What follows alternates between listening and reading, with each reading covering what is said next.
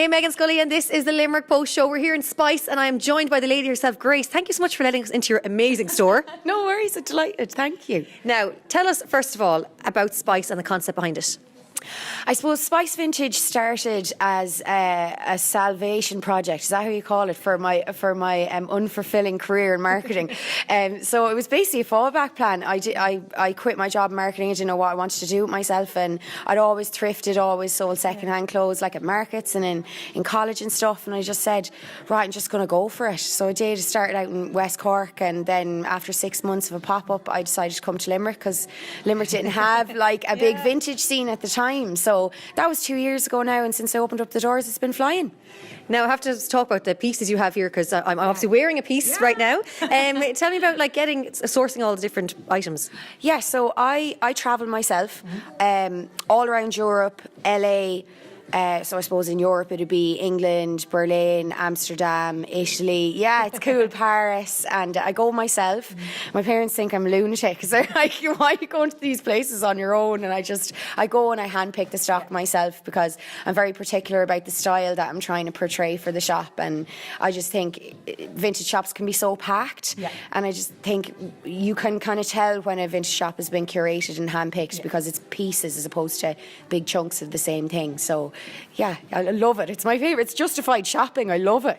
Well, I love following you on Instagram, and I see you go on these buying trips, and you share your story of driving across, like renting a car, and then and you're literally like, I'm going in now, and then I'm literally there. A couple hours later, you come out and you're like, wait, and you see, and then so what is the actual process like? I'm guessing, like in my head, I don't see what's inside. Is it like a big warehouse, and you're just going to pick? It's a big warehouse, yeah. So it depends. It's a very underground industry. It's like kind of a bit stealth. I don't know why, but they kind of keep their cards close to their chest and they don't let everyone in. And it's a funny kind of industry. But I have my supplier. They're amazing, and I go in and it's literally like a football pitch size warehouse, and it's rummaging. It's so strenuous and like really like mentally exhausting because it's like every single piece you see in the shop now has gone through my hands, and I've thought about it. I've gone, what would I put this with? That's kind of how I buy, is like, how would I style this? And then that's kind of the elimination process, and then I go through it a second time for quality. So I check like for cleanliness and like buttons and zips, and it's tedious. Like it takes me, I go in the morning at 8 hours solid non-stop. They call me the Irish Hurricane. They go, the Irish Hurricane is here ready to rip the place apart, because I just be running around like just fecking everything everywhere because I'm under pressure because I have to fly, because I've obviously, I have to get my flight home. So it's a bit of crack as well, though. It's like when you finish the day, you're like, nailed it, So it's great. Yeah, I love it. That's some serious shopping right there. Oh, yeah, serious. Like. Now, one thing I think we really need to touch on, especially coming up to Christmas, is about sustainability now and the fast fashion industry, which I think a lot of people are talking about. Like it's something that actually really needs to be dealt with, like here and now. Yeah, completely. It's such a big thing at the moment, and I suppose people need to connect with it. And at the same time, I'm very funny with the whole sustainable fashion thing. I don't want it to be the driving force behind my business, because Spice would be here regardless of sustainable fashion, if it was a trend or not, or if it was important or not. Vintage clothes would still be happening, and as I said, the shop would still be here. But like, it's just one of those things. People need to slow down. That's what I always say. It's just a case of, obviously, the element of fast fashion. It's like the whole concept behind it is just slowing down, thinking. And I catch myself doing it. You probably do as well, as we wean ourselves off ASOS and all those online websites. I do it as well. But it's one of those things you just need to be like, do I need this? And once you actually connect with that, you're like, I actually don't need it. Like, I've loads of stuff in my wardrobe that I can do stuff to. And upcycling is a big thing for sustainable fashion at the moment, as well as taking stuff in your wardrobe, bringing it to dressmakers, getting it upcycled and made into something different, customising it, doing something different to it. And apparently a big thing now with secondary school students is this clothes swapping thing that goes on Snapchat. Have you ever heard of this? So basically girls put up, like, where they go to discos, whatever, and they're wearing a dress, they put it up on their Snapchat, and then girls would message them from different schools. They've never even met these girls before, and be like, can I borrow your dress for next weekend? And then they'd be like, what do you have? And there's like this clothes swapping thing that's going on in secondary schools. Cute. Yeah. like just because of social media, not even because they're sustainably fashion minded or whatever. So it's becoming such a thing now, and people just need to not scaremonger each other. I said this to you as well. It's not like you're a bad person because you bought from Pretty Little Thing. You're not a bad person. It's just you need to buy less or don't do it at all, preferably. But it's just about like being kinder to each other and being like, just try really hard not to buy so much this Christmas specifically, but in general. It's just insane the amount of clothes that end up in landfills and incinerators, and people are saying, oh yeah, it goes, you know, here, there. I heard recently, now I don't mean to be, there's an online fashion website, but I can't name them, but when they get returns, they just bin them. Yeah, they put them in a landfill. They don't even put them back out or do anything with them. Like, and the item could tag still on, someone just tried it on at home, didn't fit, so they sent it back to the website, and they basically just fling it in the bin. So it's more hassle to reprocess it or whatever. It's crazy. It would nearly be better, like now you just mentioned there about upcycling. Maybe that's an opportunity from now on. Would say if you do buy something online and it's not right, maybe think about upcycling it in some way. Yeah, because even like returning it isn't even safe, as they say anymore. Yeah, but just think about it.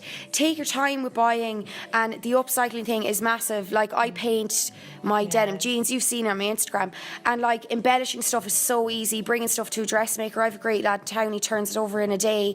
He'll turn a dress into a 2-piece for me. Turn up a skirt and a suit in a day for $5. Like it's not that expensive, but people just need to slow down, take their time with it, and not buy as much. Buy from charity shops. Buy from vintage shops. Exactly, buy from Spice. Well, so speaking of fashion and trends, what do you think is going to be the look for the new year, or is there a look? Or do you think now people are actually getting more kind of like getting their own style now that they're not kind of following trends as much? Yeah, I think that's exactly where it's going. I feel like people are being more and more concerned with individuality and being different, and I think it's even more important. I have girls messaging me all the time, will you paint this for me? Will you upcycle this for me? Do this?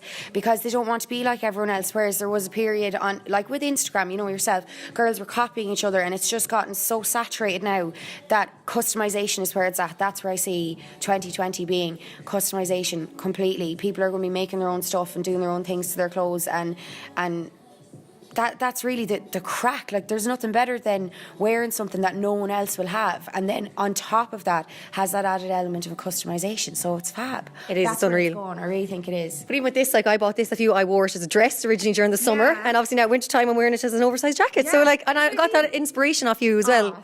Now, one thing I want to touch on as well, and one final thing is, you have Instagram absolutely nailed. Like I have to say, thank you. I am like, as I said, I bought a coat here last week off you, and I was like there online going through for ages, being like, please, because I find like you have to be so fast, otherwise you miss something. But you've built such an amazing kind of Instagram following, and I suppose a shop online as well, which is so cool to see. Yeah, it's one of those things. When I was working in my marketing jobs, I always had these ideas for brands and for their Instagram accounts and all that stuff, and they never wanted to do anything.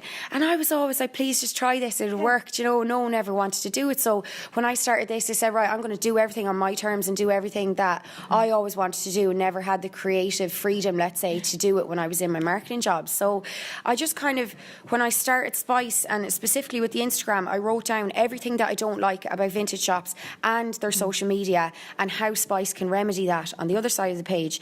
And that's literally how it started. So like, you never get to see who owns the shop, you never get to see the person's personal style, who buys the clothes, you never get to see it. Just like you asking about the buying trips, no one knows how it works. You know? Yeah, exactly. Yeah. Mystery. Yeah, the mystery of it all. But at the same time, it's nice to give your customers an insight into what goes into it, because I do feel like sometimes Spice, I've been told Spice isn't expensive, but vintage shops can be expensive, and people need to know that there is a certain level of work that goes into it, and I just always wanted to showcase that. So it's that added element of letting people in and giving a personality behind the brand that's really kind of drove the Instagram and made people connect with it. And I suppose what you get is, the persona that I'm putting out there on the Instagram is exactly the way I am in real life when you come in. And I just want people to come in, have a nice time, like feel like they're welcome. Vintage shops can be very cool and very cold, can't they? They come in, they go, oh, I don't know about you, you're not cool enough to be here. And I'm just like, that's so stupid. That's not what Spice is about at all. So just that kind of stuff, just doing it differently. And it's really paid off in terms of people connecting with what I'm doing and engaging with the brand. And then the selling on the stories, that's another thing in terms of like vintage shopping. I always found I'm the one who's meant to know, so hard to style. Because there's so much stuff when you go in, it's overwhelming. So that's why Spice isn't packed. And that's why I started styling outfits on the Instagram, and girls buy full outfits off me now, because it's a helping hand, and why not? Do you know? And it's creatively, for me, it's a great time as well, because it keeps me busy doing outfits, and it gives it puts an image out into the world of the style that I'm trying to help people find through vintage clothing. It's making it more accessible, because it's hard. Yeah, I think it's absolutely wonderful. I even love watching your styling too, because I'm like, oh, that's really works really well together. Even if you're not buying, I've been told it's a great inspo kind of. Girls follow it because they go, well, I have a pair of mom jeans and I kind of have a vintage shirt like that at home. I'll put them together and I'll put a corset over it like Gracie did, whatever. It's mad to talk about myself like that, but it's helping, and that's it's all contributing to something positive, which is trying to get people to engage in second-hand clothing, because it's fun, it's different, and no one else will have it. And it's just completely taken up. Girls are wearing vintage now because of Spice. I've been told they'd never. One girl was like, I used to only ever shop in Zara because everyone did, and she's like, now I only buy off you. Brilliant. Well, that's incredible feedback for you. Grace, I have to say, thanks so much for letting us into your amazing store here in Limerick City. And I can't wait to see more of the stories and more of the fashion. Thank you.